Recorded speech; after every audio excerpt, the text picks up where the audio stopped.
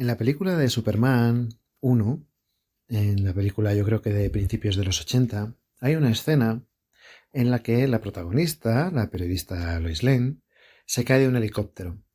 Y según está cayendo desde un edificio de gran altura, donde se había, pues digamos, estrellado el helicóptero o había tenido algún problema el helicóptero, aparece Superman volando y pues la sujeta en el aire para que pues no se estampe contra el suelo.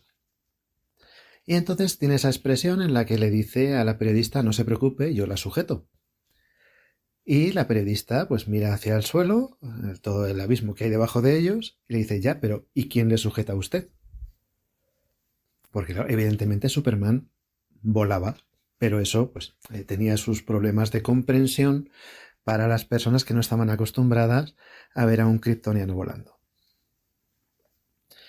Pues algo parecido ocurre cuando hablamos de refuerzos estructurales en un diseño resiliente. Vamos a explicarlo. Bienvenido, bienvenida a un nuevo episodio de este podcast Entre lápices y pantallas, en el cual hablamos de todo aquello relativo al diseño y gestión de lugares de trabajo, así como de modos de trabajar. Yo soy Eduardo Arazola, a estas alturas ya nos conocemos, y este episodio vuelve a estar patrocinado por Easaedro. Ya sabes que puedes entrar en easaedro.com. Bien, del mismo modo que Lois Lane se preguntaba cuando Superman la sujetaba en el aire, volando: vale, usted me sujeta a mí, pero ¿y a usted quién le sujeta? El mundo de la estructura, pues también es exactamente así.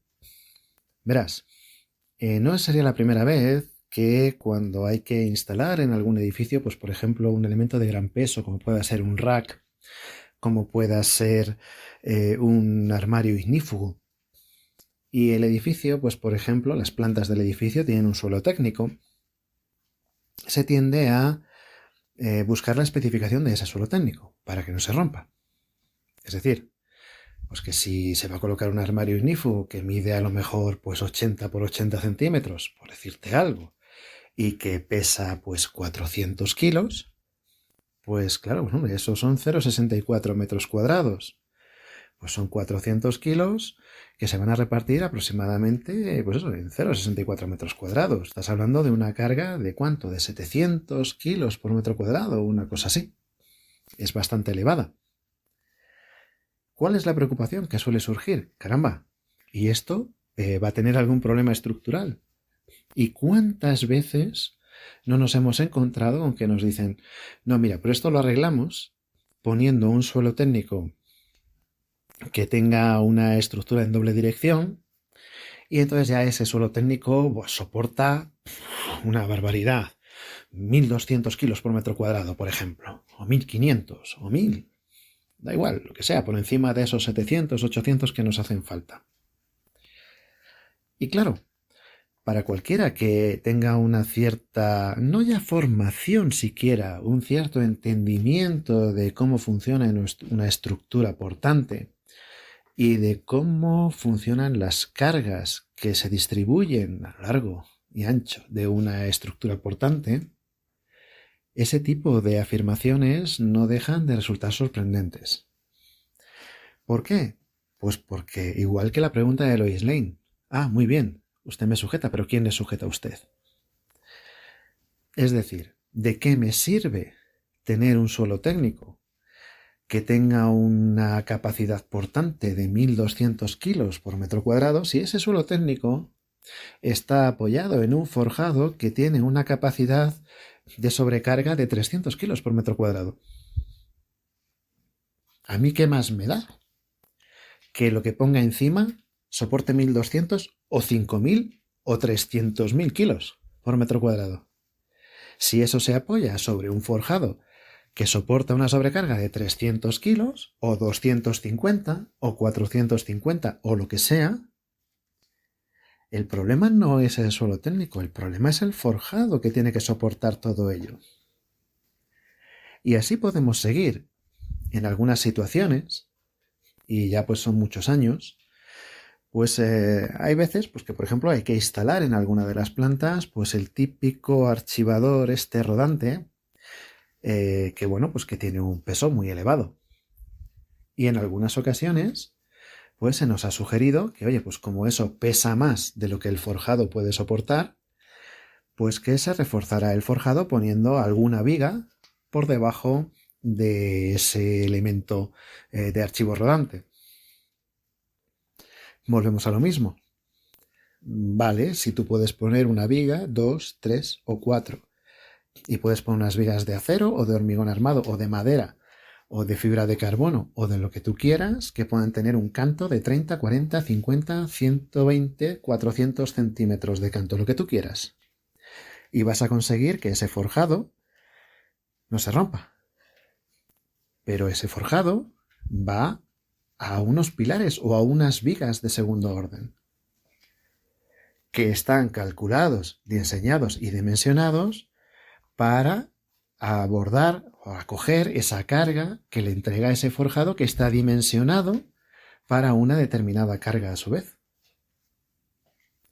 Entonces tú puedes meter todas las vigas de refuerzo que quieras en un forjado, pero si lo sobrecargas demasiado, la viga que recoge ese forjado se va a doblar y se puede incluso partir. Y puedes reforzar esa viga todo lo que tú quieras y ponerle un refuerzo de fibra de carbono, de acero, de lo que tú quieras. Pero esa viga va a un pilar. Y ese pilar está dimensionado para acoger la carga que le va a entregar esa viga, que a su vez está dimensionada para una determinada carga. Si de repente a ese pilar le entra más carga de la que está dimensionado y diseñado para recoger, ese pilar va a tener un problema. Ah, vale, bueno, pues refuerzas el pilar. Muy bien, pues refuerzas el pilar, que lo tienes que reforzar desde ahí a todas las plantas inferiores, porque si tú refuerzas el pilar arriba, en la planta 10, y entonces ese pilar de la planta 10 está recogiendo más carga de la que estaba dimensionado y la está transmitiendo a la planta 9, que está debajo, pues ese pilar de la planta 9 de repente se encuentra, aunque está recibiendo más carga de la que ha sido dimensionado para recibir. También tendrás que reforzarlo. Pero es que de ahí pasa a la planta 8 y de ahí a la planta 7. Y esa misma circunstancia se va transmitiendo en todas las plantas inferiores y así hasta llegar a la cimentación del edificio, donde habrá unas zapatas, unos pilotes, una losa, lo que haya, que está dimensionada para una determinada carga. Y tú le estás colocando una carga mayor de aquella para la que fue dimensionado. Claro, hay que echar números, hay que conocer el proyecto de la oficina, del edificio, de esa estructura. Entonces puede ser que la sobrecarga no sea tan importante y que se vaya disipando a lo largo del recorrido. Puede ser que algún elemento estuviera sobredimensionado y que lo pueda absorber sin problemas. Puede ser. Y puede ser que no. Lo que desde luego no tiene ningún sentido es pensar que para soportar esa carga puntual, con el elemento inmediato de soporte esté todo resuelto. Ponemos otro ejemplo. Grupo electrógeno en la cubierta del edificio. Un grupo electrógeno que a lo mejor pesa 2.000 kilos. O 3.000, dependiendo del depósito de combustible que tengan. Los grupos electrógenos normalmente son de gasóleo y tienen pues un depósito de combustible. Entonces, si es más grande el depósito, pues pesa más. Y si es más pequeño el depósito, pues pesa menos. Pero normalmente tienen un peso elevado. ¿Cuál es la inquietud que se genera tan habitualmente? Pues que la bancada que va a hacer que ese elemento se pueda colocar en horizontal sea lo suficientemente resistente como para no romperse con la instalación de ese elemento. Ya, bueno, pero es que esa bancada se está apoyando sobre un forjado de cubierta generalmente que está dimensionado de una manera para absorber una cierta carga y a lo mejor tiene una resistencia para soportar una sobrecarga de 300 kilos por metro cuadrado o 400 kilos por metro cuadrado y a lo mejor estás colocando una sobrecarga puntual de 1.000 o de 2.000 o de 3.000. Que en función de cómo esté diseñado ese forjado y demás puede ser importante o no. Pero puede ser importante. Y da igual si esa bancada tiene unos perfiles de acero gordísimos o haces una bancada de hormigón armado para asegurarte de que la bancada realmente va a soportar todo lo que se le va a colocar encima, vale, muy bien, pero es que esa carga se va a transmitir al forjado. Y si haces una bancada de hormigón armado, pues mira, al peso que tuviera el grupo electrógeno más el depósito, pues le tienes que sumar el peso del hormigón armado, que tiene un peso bastante elevado. Entonces, cuanto más resistente sea la bancada, más va a pesar y más carga se va a transmitir al forjado. En algunos casos, el peso de la bancada será importante respecto al peso del grupo electrógeno. En otros casos, si el grupo electrógeno tiene mucho peso, lo que pesa la bancada será incluso relativamente despreciable. Pero si el peso de la bancada es despreciable, es porque el peso del grupo es muy alto. Y eso se va a transmitir al forjado. Y volvemos a la misma de antes. Ese forjado tendrá que resistir, pero es que los pilares y las vigas que soporten ese forjado también tendrán que resistirlo en su totalidad. Esa estructura tendrá que resistirla en su totalidad. Si no se tiene en cuenta, pues la más inmediata es que va a haber daños estructurales. Y esos daños estructurales pueden ir desde la aparición de grietas, aparición de humedades, filtraciones, etcétera, hasta lo que pudiera ser una rotura o incluso un colapso. Puede haber movimientos excesivos, deformaciones excesivas, rupturas de los muros cortina o de las compartimentaciones que hay en las plantas inferiores, entrada de agua o pues que se rompa. Es lo que tienes en mente por una rotura de una estructura. No sirve de nada decir, no, bueno, claro, esto pesa mucho, pero yo le pongo aquí una chapa muy resistente o le pongo una bancada muy resistente y entonces esto ya me lo aguanta. Bueno, ¿vale? ¿Y quién aguanta la bancada? No se preocupe, señorita, yo la sujeto. Ya. Pero ¿quién le sujeta a usted? La bancada sujeta el grupo, pero ¿quién sujeta la bancada? ¿Es Superman? ¿La bancada levita? ¿Vuela? No, se apoya en el forjado. ¿Y ese forjado en qué se apoya? ¿En otras vigas? ¿O en unos ábacos de unos pilares si son bidireccionales? O lo que sea, depende del modelo estructural. Pero tendrá que soportarlo.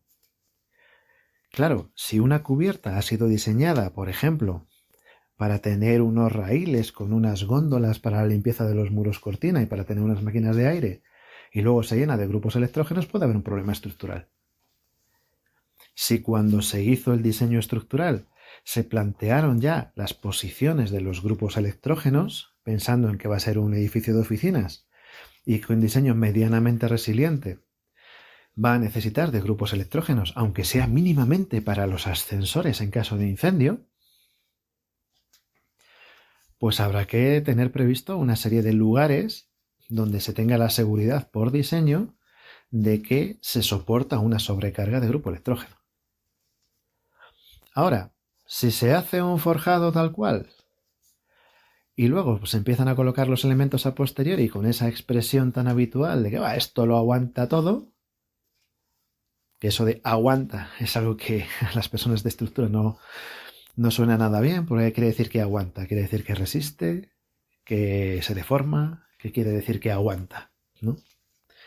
El término aguante en las estructuras pues no se maneja. Existen términos como resistencia o como compatibilidad de deformaciones o estabilidad, pero equilibrio, pero aguantar es algo como difuso que trasladarlo al mundo del modelo es más difícil. Pero entiendes lo que quiero decir. El hecho de decir, bueno, pues es que esto pues es muy resistente y esto pues resiste todo. Bueno, nada resiste todo. Ya hemos hablado de esto en este podcast. Ninguna estructura resiste cualquier cosa. Todo tiene un límite. Y ese límite hay que conocerlo y no superarlo. Y no solamente no superarlo, sino que hay que ser prudentes y quedarse a una cierta distancia de ese límite. Porque con el tiempo hay deformaciones, ha habido modificaciones de la estructura, y las cargas no circulan exactamente por donde el modelo teórico inicial decía que iban a circular. Cuando ya las cosas están deformadas, ya han sido intervenidas, etc., ya no se puede contar con que la resistencia sea total como al inicio. Entonces hay que tener un poquito de prudencia, porque los daños que se pueden ocasionar son enormes, desde catastróficos hasta molestos. Puede ser simplemente, como digo, filtraciones o roturas de vidrios, o puede ser un colapso gravísimo. Entonces, cuando se habla de diseño resiliente y se habla de que una de las cuestiones que tiene que tener tu estructura es una estabilidad estructural en tu oficina, en tu lugar de trabajo, una estabilidad estructural que dé una seguridad ante incidencias, tienes que tener claro que no sirve de nada hacer unos refuerzos estructurales puntuales en tu oficina, simplemente. Porque es la de Superman. No, sí, yo le sujeto, señorita, pero ¿y quién le sujeta a usted? Yo refuerzo los pilares que están en mi oficina en la planta 10ª. ¿Y de qué me sirve eso si los pilares de la planta 9ª no están reforzados y debajo de ellos los de la 8ª y debajo de ellos los de la 7ª y debajo de ellos los de la 6ª y debajo de ellos los de la 5ª y debajo de ellos y así, sucesivamente? ¿De qué te sirve hacer una bancada muy resistente si el forjado sobre el que apoyas la bancada no resiste? Tienes que conocerlo y hacer las cosas con cabeza. Otra cosa sería que dijeras, oye, mira, pues si yo lo que quiero es una estabilidad en caso de incendio, pues lo que voy a hacer es, por ejemplo, forrar los pilares de mi planta con algún elemento de carácter ignífugo que haga más difícil la llegada del fuego a entrar en contacto directo con la estructura. Y entonces le gano tiempo antes de que la estructura de esta planta empiece a ceder. De acuerdo, si el fuego se origina en tu planta, puede ser muy útil que, oye, pues cuantos más elementos se opongan a la propagación de ese incendio, mejor. Si el fuego se origina 2 plantas debajo del tuyo, porque tú hayas forrado de un elemento ignífugo, sea una pintura, o hayas puesto cualquier tipo de forro en los pilares de tu planta, si ceden los pilares de la planta de abajo, lo que tú hayas forrado en la tuya, pues no tiene efecto alguno. O si se ha originado incluso en la planta de arriba o en plantas superiores y el forjado acaba cediendo, pues como una especie de castillo de naipes, los forjados empiezan a traspasar una planta a otra y no te serviría de nada. Serviría si el fuego se origina en tu planta. Pero el refuerzo estructural de una planta intermedia, pues es quedarse en el aire. Y puede ser que estés confiándote en que has hecho algo que va a hacer que tu oficina sea más resistente y sin embargo lo que has conseguido es que la oficina sea menos resistente porque los elementos de refuerzo también pesan y además hacen que tu forjado resista una carga que el edificio no esté preparada para resistir. La estructura del edificio no esté preparada para resistir. Lo que decíamos antes, si tú llenas de vigas de refuerzo tu planta en la planta 10 y en vez de soportar 300 kilos de sobrecarga, pues ya puedes poner, imagínate, 600, lo que estás haciendo es afectar al resto del edificio.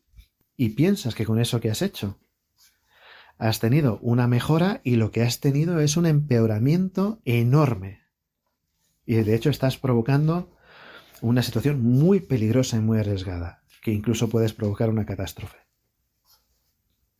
Por eso, piensa en Superman sujetando en el aire a la periodista que se ha caído del helicóptero.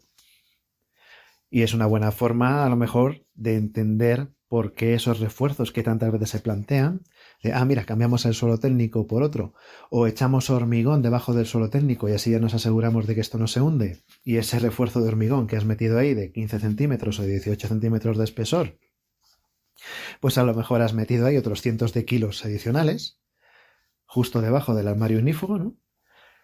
Como el armario ignífugo pues pesaba, pues eso, 600 kilos en 0,64 metros cuadrados, y entonces ya tienes ahí una sobrecarga enorme. Bueno, pues una concentración de sobrecarga enorme puntual, pues lo que haces para paliar el problema es meter debajo del armario un tocho de hormigón de otros 15 centímetros de espesor para que no se rompa la placa de suelo técnico, pero es que ese hormigón pesa pues otros cientos de kilos más, que lo que hace es agrandar el problema.